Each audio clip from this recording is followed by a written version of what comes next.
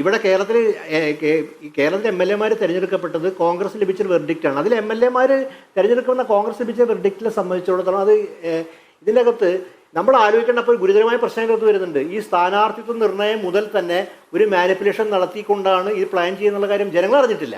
തീർച്ചയായിട്ടും ജനം അറിഞ്ഞിരുന്നെങ്കിൽ ഇതൊക്കെ കെ സി വേണുഗോപാലിൻ്റെ എം എൽ എമാരാണെന്നും ഇങ്ങനെ ഹൈക്കമാൻഡിൻ്റെ അകത്ത് ഒരു ഇതുപോലെ മാനിപ്പുലേഷൻ നടക്കുന്നുണ്ടെങ്കിൽ ഞാൻ ഒരു നിസ്സംശയം പറയാം വെർഡിക്റ്റ് ഇങ്ങനെയാവുമായിരുന്നില്ല. കാര്യം ഒരു സുതാര്യത കേരളത്തിന്റെ രാഷ്ട്രീയത്തിനകത്ത് ഇല്ലാതാവുന്നതും ഒരു റിസോർട്ട് രാഷ്ട്രീയത്തിന്റെ സ്വഭാവത്തിലേക്ക്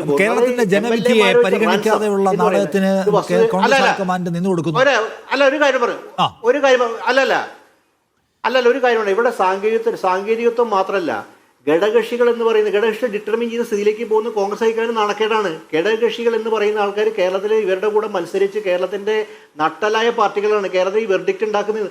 അവരെന്തുകൊണ്ട് വ്യത്യസ്ത അഭിപ്രായം പറയുന്നു? എന്തുകൊണ്ട് സമൂഹത്തിൽ വ്യത്യസ്ത അഭിപ്രായം ഉണ്ടാവുന്നു? എന്തുകൊണ്ട് എം എൽ എ അല്ലാത്ത ഒരാൾ എന്തുകൊണ്ട് സ്ഥാനാർത്ഥിയിലേക്ക് വരുന്നു തുടങ്ങിയ കാര്യങ്ങൾ കോൺഗ്രസ് നേതൃത്വം വിശദീകരിക്കുക മാത്രമല്ല നാളെ ജനങ്ങൾ നേരിടാനും പോകുന്നതാണ്. ഒരു കാര്യം വളരെ വ്യക്തമാണ്, ഇനി എന്തൊക്കെ തന്നെ ഇതിനെക്കുറിച്ച് വിദണ്ഡവാദം പറഞ്ഞാലും നമ്മുടെ ഈ വിധിയുടെ ഒരു കാര്യം വളരെ വ്യക്തമാണ്. അതായത് ഞാൻ ഒരു കാര്യം ചോദിച്ചോട്ടെ, CPM-ന്റെ നെടുങ്കോട്ടകൾ തകർന്നത് ഒരു ലോകത്ത് ഒരു മണ്ഡലവും സുരക്ഷിതമായ മണ്ഡലമില്ലാന്ന് ഈ ജനവിധി പ്രഖ്യാപിച്ചില്ലേ? ഇത് ആദ്യമായിട്ടൊന്നല്ല, മുമ്പും കണ്ടിട്ടുണ്ട്. നമ്മൾ മുമ്പ് കണ്ടുകൊണ്ട് പല സ്ഥലത്ത് ഞാൻ പേരൊന്നും പറഞ്ഞില്ല, പല മണ്ഡലങ്ങളും തോറ്റ സമയത്ത് ഇതുപോലെ പല മണ്ഡലങ്ങളും കണ്ട ഒരു സുരക്ഷിതമായ മണ്ഡലമൊന്നും കേരളത്തിലില്ല. കേരളത്തിലെ സംവിധാനമൊക്കെ മാറി. അതുകൊണ്ട് കോൺഗ്രസ് സംബന്ധിച്ചിടത്തോളം ഗാന്ധി കൂടെ സംബന്ധിച്ചിടത്തോളം കേരളം പ്രധാനപ്പെട്ടതാണെങ്കിൽ ഇനിയും തെരഞ്ഞെടുപ്പുകൾ വരാനുണ്ട്. ഇതൊക്കെ ജനങ്ങളോട് വിസ്മരിച്ചുകൊണ്ട് ഇങ്ങനെ മാറി വോട്ട് ചെയ്യുന്നൊക്കെ തെറ്റിദ്ധരിക്കുന്നു. ഈ തെരഞ്ഞെടുപ്പെങ്കിലും ഈ ജനാധിപത്യ പാർട്ടികൾ മനസ്സിലാക്കുന്നുണ്ട്. കാര്യം അങ്ങനെ വിസ്മൃതരാകുന്നുവോ അങ്ങനെ വിസ്മരിച്ചുകൊണ്ട് കാര്യങ്ങൾ എല്ലാം മറന്നുകൊണ്ട് പെരുമാറുന്ന ഒരു കാലഘട്ടമൊക്കെ പോയി. മാത്രമല്ല ആൾക്കാർക്ക് പിന്നൊരു കാര്യം, സമൂഹത്തിൽ പ്രതികരണം ഉണ്ടാവും. തീർച്ചയായിട്ടും എന്ത് അണ്ടർകൂടി പ്രതികരണം, സമൂഹത്തിൽ തീർച്ചയായും പ്രതികരണം ഉണ്ടാവും. അങ്ങനെ പ്രതികരണം ഉണ്ടാവുന്ന സമൂഹമാണ് കേരളത്തിൽ. അങ്ങനെ തന്നെയാണ് ഈ പണ്ട് VS സദാനന്ദന് വേണ്ടി പ്രതികരണ സമയത്ത് ഒരു ആഹ്ലാദം കൊണ്ടതാണല്ലോ, അന്ന് എവിടെ പോയി?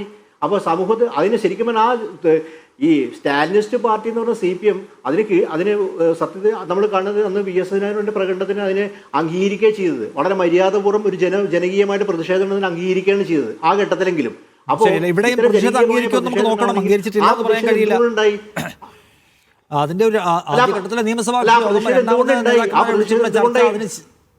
അത് ക്വസ്റ്റ്യനാണ്. ഞാനൊന്ന് വരാം. PK ഗോപൻ, നിങ്ങളുടെ പാർട്ടിയിൽ തീരുമാനം എടുക്കുന്ന പോലെ അല്ല കോൺഗ്രസിലെടുക്കുക. കോൺഗ്രസിലെടുക്കുന്നതിന് അതിൻ്റെതായിട്ടുള്ള നടപടിക്രമങ്ങളുണ്ട്. ആ നടപടിക്രമങ്ങൾ സ്വാഭാവികമായും നാടകീയതകളുടെ ഒരു ഫ്ലേവർ കൂടി ചേർന്നിട്ടുള്ള ഒന്നാണ്.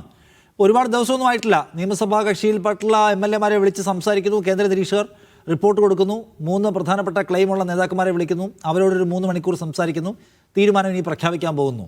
ഇത് ജനാധിപത്യത്തിലെ എന്തോ ഒരു വലിയ കുഴപ്പം പിടിച്ച സംഗതിയാണെന്ന മട്ടിൽ നിങ്ങൾ കാണുന്നുണ്ടോ?